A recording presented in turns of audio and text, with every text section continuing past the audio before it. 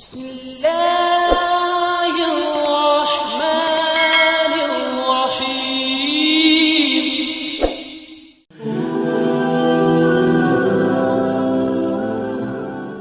Saudaraku, jika malam ini adalah malam terakhir hidup kita, pernahkah terlintas bahwa mungkin masih ada dosa ayah dan ibu yang belum sempat kita mintakan ampun kepada Allah? Malam ini adalah malam ketiga bulan Syakban. Cukup 1 menit saja. Ada amalan yang sering kita dengar, namun jarang dipahami dalil dan kedudukannya. Dan itulah yang akan kita luruskan bersama sampai akhir video ini. Bismillahirrahmanirrahim. Assalamualaikum warahmatullahi wabarakatuh. Syukur alhamdulillah kita masih dipertemukan kembali di channel ini. Salawat dan salam selalu dan tetap tercurahkan kepada junjungan kita Nabi besar Muhammad sallallahu alaihi wasallam. Allahumma sholli ala sayyidina Muhammad wa ala ali Sayyidina Muhammad. Harapan dan doa saya, semoga hari ini Allah lapangkan rezeki kita, Allah ampuni dosa-dosa kita, Allah panjangkan umur kita dalam keberkahan, dan semoga kita semua diwafatkan dalam keadaan beriman. Dan jangan lupa sahabat, tuliskan salawat di kolom komentar. Insya Allah itu akan menjadi tanda cinta kita kepada Rasulullah sallallahu alaihi wasallam. Dan semoga kita semua mendapat syafaat beliau di hari akhir nanti. Amin ya rabbal alamin. Sahabatku yang dirahmati Allah, sadarilah kita sekarang telah memasuki malam ketiga bulan Syakban, malam yang seringkali kita lewati begitu saja, padahal ia adalah salah satu malam di mana para ulama menganjurkan untuk memperbanyak taubat, istighfar, dan doa untuk kedua orang tua. Luangkan 1 menit saja malam ini sebelum mata terpejam. Jangan biarkan malam ketiga Syakban berlalu tanpa istighfar. Bukan karena kita merasa paling berdosa, tetapi karena kita sadar betapa banyak dosa yang mungkin belum kita sesali, dan betapa banyak hak ayah dan ibu yang belum mampu kita balas. Jika malam ini adalah malam terakhir hidup kita, semoga istighfar ini menjadi sebab husnul khatimah. Dan jika esok Allah masih memberi umur panjang, maka menjelang terbenam matahari, hamparkanlah sajadah, duduklah dengan tenang, dan perbanyaklah istighfar. Sahabat, sebelum kita lanjutkan, jangan lupa untuk like video ini, subscribe channel ini, dan aktifkan lonceng notifikasinya agar sahabat tidak ketinggalan kajian kami berikutnya.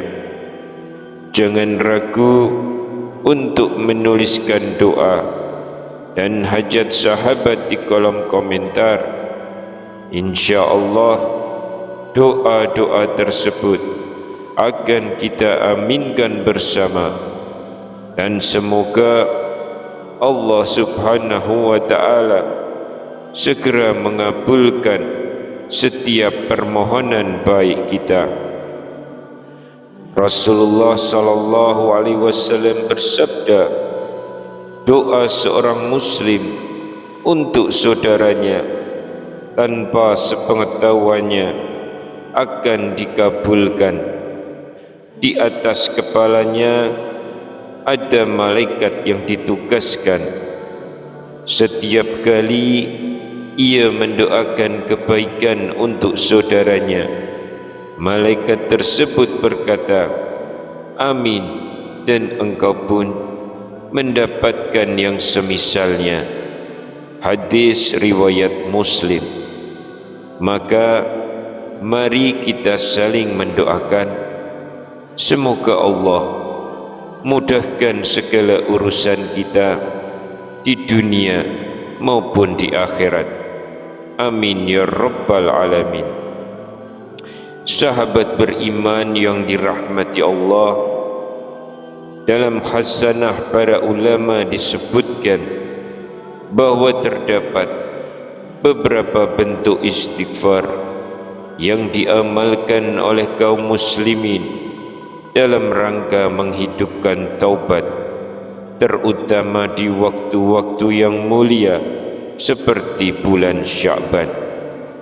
Istighfar ini diriwayatkan dalam kitab-kitab para ulama dan diamalkan sebagai fadha'il a'mal, yaitu amalan keutamaan yang bertujuan melembutkan hati dan mendekatkan diri kepada Allah.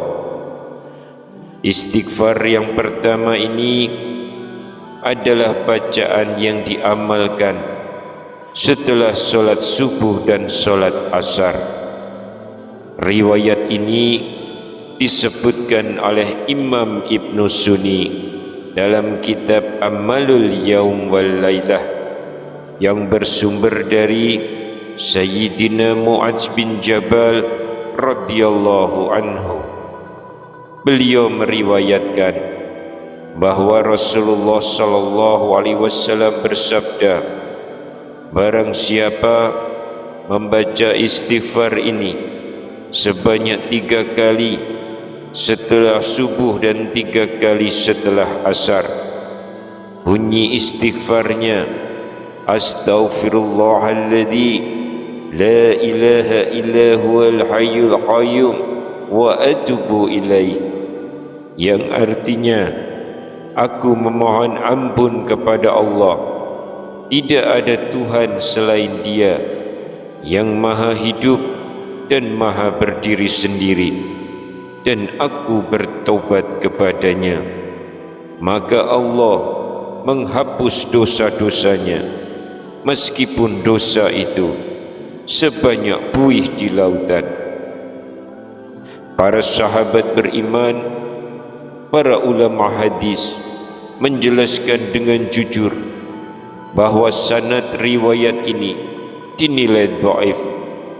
Namun istighfar itu sendiri adalah perintah yang sangat kuat dalam Al-Quran dan hadis-hadis sahih. Karena itu para ulama membolehkan mengamalkan bacaan ini dalam konteks keutamaan amal tanpa keyakinan mutlak bahwa pengampunan Allah terikat pada angka dan redaksi tertentu. Sahabat beriman, istighfar kedua adalah bacaan yang dianjurkan dibaca sebelum tidur. Riwayat ini disebutkan oleh Imam Tirmizi bersumber dari Sayyidina Abu Sa'id Al-Khudri radhiyallahu anhu bahwa Rasulullah sallallahu alaihi wasallam bersabda, barang siapa ketika hendak membaringkan tubuhnya membaca istighfar ini sebanyak 3 kali, astaghfirullahalazim alladzi la ilaha illa huwal hayyul qayyum wa atubu ilaih. Aku memohon ampun kepada Allah yang Maha Agung, tidak ada Tuhan selain Dia, yang Maha Hidup dan Maha berdiri sendiri, dan aku bertobat kepadanya. Maka Allah mengampuni dosa-dosanya, meskipun sebanyak buih di lautan, sebanyak bintang di langit, dan sebanyak butiran pasir. Sahabat beriman yang dirahmati Allah, para ulama berbeda pendapat tentang kekuatan sanad riwayat ini. Sebagian menilainya dhaif, sebagian menghasankannya karena adanya penguat makna. Sikap yang diajarkan para ulama adalah kita mengamalkannya sebagai istighfar dan doa, bukan sebagai klaim pasti tentang angka, melainkan sebagai cara menutup hari dengan taubat. Istighfar yang ketiga para sahabat disebutkan dalam riwayat yang masyhur di kalangan ulama. Riwayat ini disebutkan oleh Imam Abu Nu'aim Al-Asbahani dalam kitabnya Akhbar Asbihan. Dikisahkan ada seorang laki-laki yang datang menemui Rasulullah sallallahu alaihi wasallam dan berkata, "Ya Rasulullah, tunjukkanlah kepadaku satu amalan yang jika aku mengamalkannya, aku dapat masuk ke dalam surga." Rasulullah sallallahu alaihi wasallam bersabda, "Janganlah engkau meminta-minta kepada manusia." Laki-laki itu bertanya lagi, "Lalu apa lagi wahai Rasulullah?" Beliau bersabda, "Janganlah engkau mudah marah." Ia bertanya lagi, "Lalu apa lagi wahai Rasulullah?" Rasulullah kemudian bersabda, "Beristighfarlah kepada Allah sebanyak 70 kali dalam satu hari sebelum matahari terbenam. Dengan itu Allah akan mengampuni dosamu selama 70 tahun. Laki-laki itu bertanya, "Jika aku tidak memiliki dosa selama 70 tahun?" Rasulullah sallallahu alaihi wasallam menjawab, "Maka diampuni dosa ibumu. Jika ibuku juga tidak, maka diampuni dosa ayahmu. Jika ayahku juga tidak, maka diampuni dosa keluargamu. Jika keluargaku juga tidak, maka diampuni dosa tetanggamu." Para sahabat, para ulama hadis menjelaskan bahwa sanad riwayat ini lemah, namun maknanya selaras dengan banyak dalil sahih tentang luasnya rahmat Allah, tentang keutamaan istighfar dan bakti kepada orang tua. Karena itu, riwayat ini diamalkan sebagai motivasi ibadah, bukan sebagai penetapan akidah. Sahabat beriman, jika kita ingin dosa orang tua kita diringankan di hadapan Allah, jangan remehkan istighfar dan doa yang tulus. Bacalah doa ini dengan hati. Allahumma firli wali walidayya warhamhuma kama rabbayani shaghira. Ya Allah, ampunilah aku dan kedua orang tuaku, sayangilah mereka sebagaimana mereka menyayangiku di waktu aku masih kecil. Para sahabat, di dalam beramal kita belajar satu hal penting, beramal dengan harapan, berilmu dengan rendah hati, dan menyerahkan hasil sepenuhnya kepada Allah. Semoga istighfar kita diterima, dosa kita diampuni, dan orang tua kita dilapangkan kuburnya dengan rahmat Allah yang maha luas. Amin ya rabbal alamin. Wallahu alam bissawab. Assalamualaikum warahmatullahi wabarakatuh.